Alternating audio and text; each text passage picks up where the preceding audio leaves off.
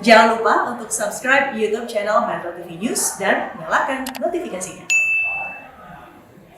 Pemirsa, kenaikan harga bahan bakar minyak tentu saja menimbulkan efek domino bagi perekonomian di Indonesia. Setelah diumumkan pada awal Agustus, tepatnya tanggal 4 Agustus 2022 lalu, dan ditunda penerapannya sebanyak 2 kali, kini tarif baru dari ojek online dan sudah direvisi dan diumumkan langsung oleh Kementerian Perhubungan sebagai pihak yang berwenang. Sebelumnya, kita akan mulai dari garis pertama, yaitu pada Senin lalu, Menteri Perhubungan Budi Karya Sumadi sempat mengatakan bahwa untuk komponen bahan bakar memang dinilai menjadi komponen yang cukup besar memiliki andil pada operasional layanan transportasi, yaitu berkisar antara 11 hingga 40%. Sehingga berbagai penyesuaian pun harus dilakukan terkait dengan tarif ojek online karena mengingat besarnya kontribusi dari komponen bahan bakar terhadap pelaksanaan jasa transportasi online tersebut. Dan penyesuaian tarif ojek online ataupun tarif angkutan umum ekonomi khususnya darat ini dilakukan menyusul kenaikan harga BBM. Kita tahu bersama pemirsa bahwa dampak kenaikan harga BBM ini setidaknya memberikan dampak langsung ke 3 hal. Di antaranya yang kami rangkum yaitu berdampak pada meningkatnya harga-harga kebutuhan pangan, kemudian meningkatnya biaya transportasi, dan juga tentu saja meningkatnya biaya logistik.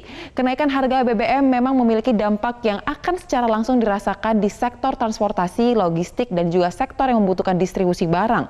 Dan jasa ojek online atau transportasi online menjadi salah satu pihak yang sangat merasakan dampaknya. Seperti kenaikan dari tarif angkutan umum kota atau angkot di Kota Bogor yang telah mengalami kenaikan sejak pekan ini, dan kami mengutip keterangan langsung dari Kepala Dinas Perhubungan Kota Bogor, Eko Prabowo, pada tanggal 4 September lalu yang mengatakan bahwa kini tarif angkot di Kota Bogor untuk pelajar naik sebesar 33%, yaitu dari semula di angka Rp3.000 kini menjadi Rp4.000.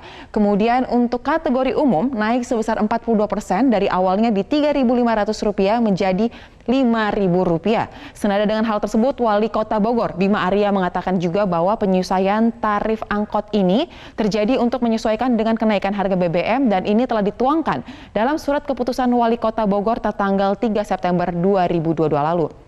Dan pemirsa, tarif ini disebut berlaku untuk semua angkot di Kota Bogor yang jumlahnya mencapai 3.200 unit.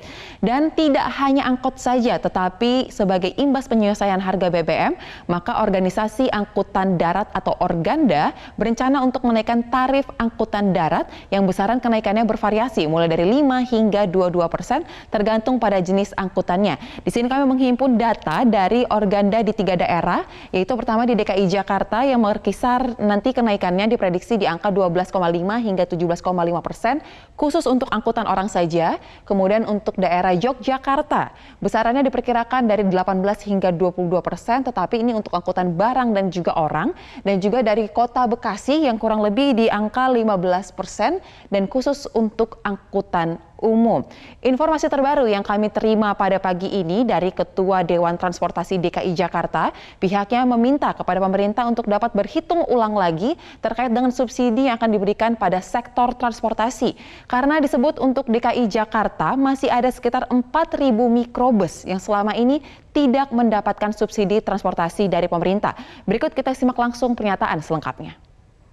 Jika sekarang ada kenaikan tarif terhadap BBM, tentunya penyesuaian itu akan kita prioritaskan untuk angkutan umum yang belum dilakukan subsidi oleh pemerintah DKI Jakarta.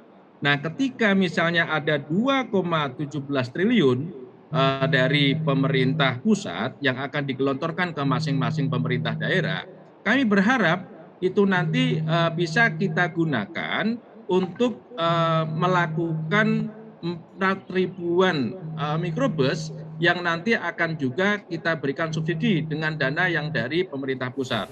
Jadi pemirsa, dari selama ini ternyata untuk semua angkutan umum di DKI Jakarta rata-rata memang sudah mendapatkan subsidi dari Pemda DKI, di mana contohnya untuk Transjakarta dan mikrobus yang termasuk di dalamnya mendapatkan subsidi 4,2 triliun, kemudian MRT 800 miliar, lalu ada LRT 400 miliar. Tetapi untuk 4.000 mikrobus yang disebutkan tadi belum mendapatkan subsidi, sehingga nantinya ketika dilakukan penghitungan ulang diharapkan subsidi ini dapat diberikan kepada 4.000 mikrobus tersebut khusus untuk di wilayah DKI Jakarta. Jakarta. Dan berikut kami tampilkan gambaran harga yang saat ini berlaku khusus untuk tarif ojek online.